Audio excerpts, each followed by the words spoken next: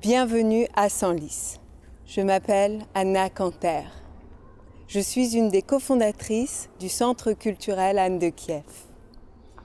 Je vous emmène maintenant sur les traces de celle-ci. Il y a 1000 ans, la France et l'Ukraine s'unissent et fondent une histoire européenne.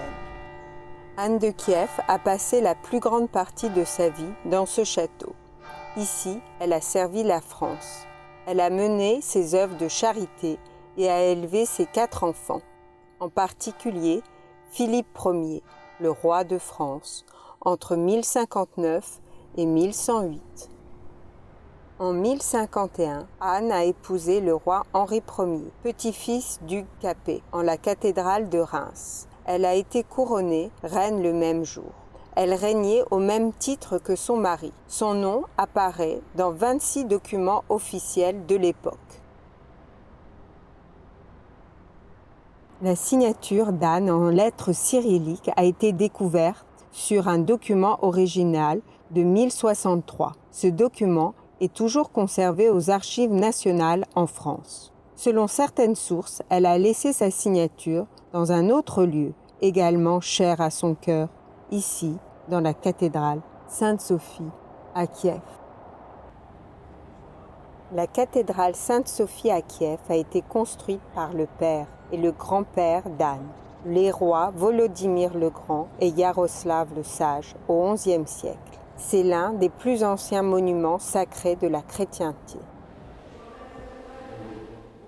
Dans sa jeunesse, Anne aimait venir ici pour y prier. Dans ce lieu, elle découvrit l'amour de Dieu. Elle a fait des valeurs chrétiennes le fondement de son existence.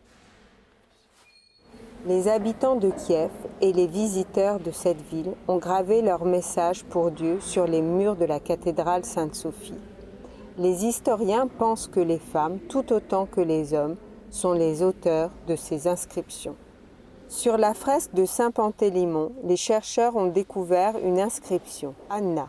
Les historiens, qui ont comparé ce graffiti à la signature de la reine sur le document original, pensent que l'auteur est bien Anne de Kiev.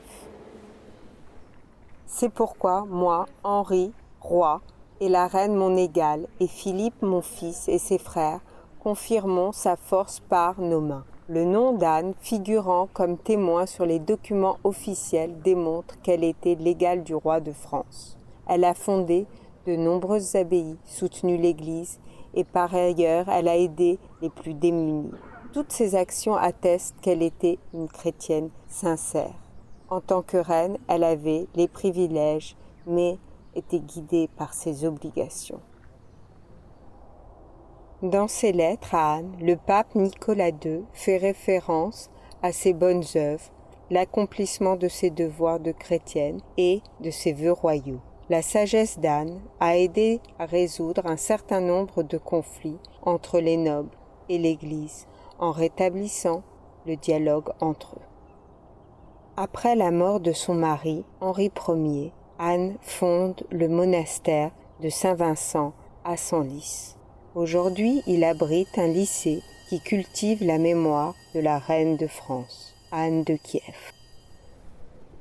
Anne fut une des premières reines appelées à la régence. Elle a corégné avec son fils Philippe Ier, héritier des Capétiens. Dans un document daté de 1075, elle est mentionnée comme la reine-mère. C'est la dernière fois que son nom apparaît dans un document officiel.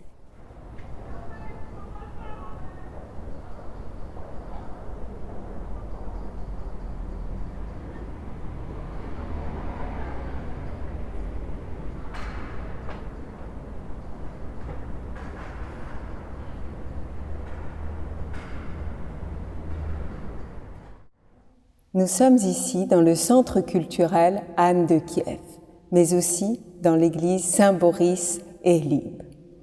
Cet édifice du XVIIIe siècle renaît aujourd'hui et rend hommage à la reine de France, Anne de Kiev, et surtout à son travail exemplaire. Sur ces traces, nous développerons des valeurs profondes et communes que nous essayerons de transmettre aux futures générations. Ce lieu vous attend. Il vous attend afin que vous soyez les acteurs de cette histoire vibrante et visionnaire.